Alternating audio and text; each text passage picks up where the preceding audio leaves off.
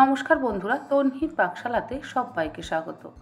সকাল হোক বা সন্ধে, এই দুটি সময়ে যে কোনো মানুষ চা খেতে ভারী পছন্দ করে।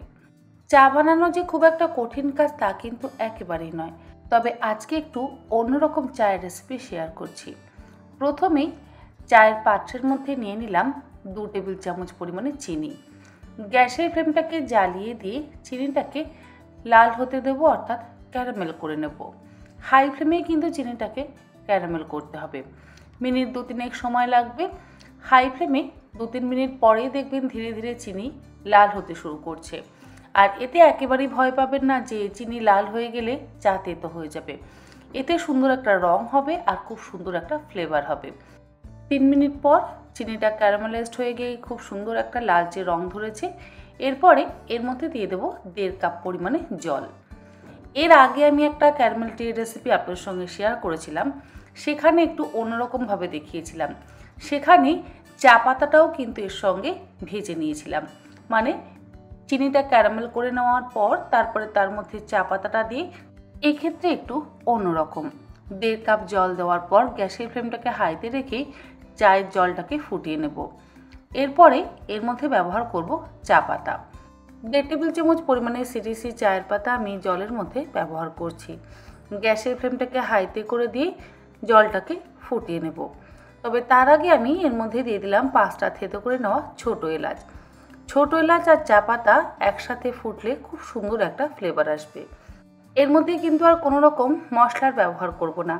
এর আগে যে আমি ক্যারামেল টি এর রেসিপি আপনার সঙ্গে শেয়ার করেছিলাম, সেখানে আদা গোলমরিচেরও ব্যবহার করেছিলাম। তবে আজকে আদা গোলমরিচ কোনো কিছুরই ব্যবহার করব না। চা পাতাটা ফুটে উঠেছে, চায়ের থেকে লিকার সুন্দরভাবে বেরিয়ে গেছে। চায়ের লিকার বেরিয়ে আসার পর এর মধ্যে দিয়ে দিচ্ছি 1/2 কাপ পরিমাণে দুধ। আমি 2 কাপ পরিমাণে চা বানাচ্ছি। 2 কাপ পরিমাণে চায়ের জন্য 1.5 কাপের থেকে একটু বেশি পরিমাণে জল দিয়েছি আর 1/2 কাপ পরিমাণে দিয়ে দিয়েছি দুধ। দুধটা দেওয়ার পর এবারে গ্যাসের ফ্লেমটাকে হাইতে রেখেই সমস্ত কিছু ফুটিয়ে নেব। দুধটা দিয়ে ফুটিয়ে নেওয়ার পর এর মধ্যে দিয়ে দিলাম 2 চা চামচ পরিমাণে চিনি। ক্যারামেল করবার জন্য কিন্তু 2 টেবিল চামচ পরিমাণে চিনি ব্যবহার করেছিলাম, আরও 2 চা চামচ পরিমাণে চিনি ব্যবহার করলাম। চিনিটা যে আমরা ক্যারামেলাইজড করে নিয়েছি তাতে কিন্তু কোনো রকম মিষ্টি ভাব আসে না, একটা হালকা তেতো ভাব আসে আর সুন্দর একটা রং হয়। সেই জন্য আমি এর মধ্যে একটু চিনির ব্যবহার করলাম। চিনি দেওয়ার পর আরও 1 থেকে 1.5 মিনিট আমি চাটাকে ভালো করে ফুটিয়ে নেব। ফুটে উঠলেই গ্যাসের ফ্লেম বন্ধ করে দেব। আর চায়ের সাথে খাবার জন্য আমি এখানে পপকর্ন বানিয়ে নিয়েছি। সন্ধেবেলা চায়ের সাথে বিস্কিট ছাড়াও এরকম পপকর্নও কিন্তু খাওয়া যায়। যাই হোক, আমাদের ইলাইচি ক্যারামেল টি কিন্তু একদম তৈরি। এবার এগুলোকে আমি কাপের মধ্যে ঢেলে দিচ্ছি।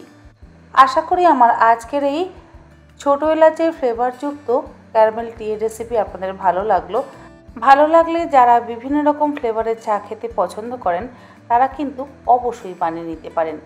আজ তাহলে এই পর্যন্ত, আবার হাজির হয়ে যাব অন্যদিন অন্য কোনো রেসিপি নিয়ে।